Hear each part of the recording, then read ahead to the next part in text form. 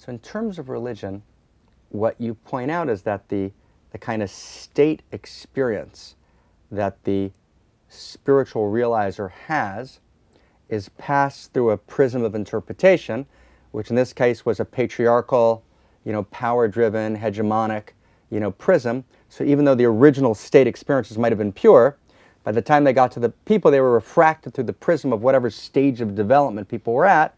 And if people weren't at a high enough stage of development to maintain the original pristine nature of the original experience. Something like that. I'm hearing something like that of that nature. So as we've evolved, as our, in developmental thought, of course, there's an unfolding of stages of consciousness. You were talking before we started about Kali Yuga, which is, of course, one of the developmental prisms in religion.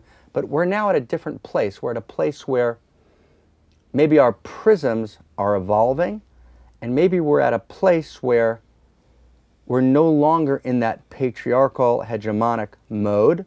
So maybe there's an invitation today. Yes, yes. Right, that actually didn't exist before. Oh, definitely.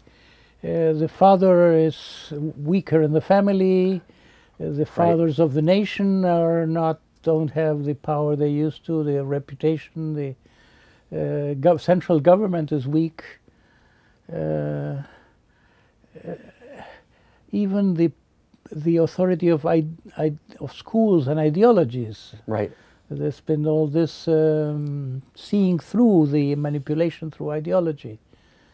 So the walls, the compartments between systems and cultures more permeable. Are becoming permeable.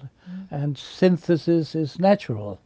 Just as in the domain of science, the interdisciplinary, the multidisciplinary evolved naturally from the tendency of the mind to want to understand everything in a single glance.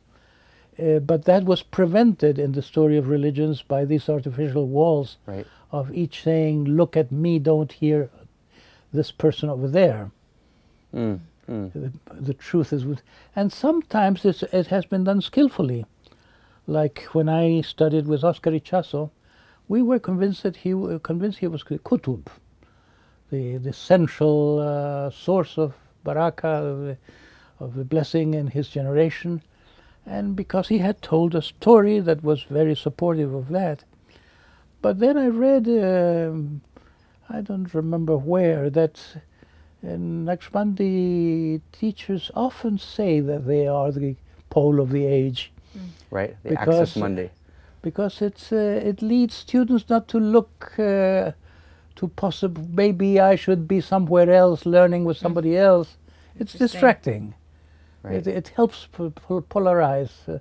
So maybe he was doing it out of a benevolence, as a benevolent trickster, saying, I am the one. You were always seeking the one, he said to me, you were always seeking the most important teacher of the age, and finally you've had the good luck of finding him.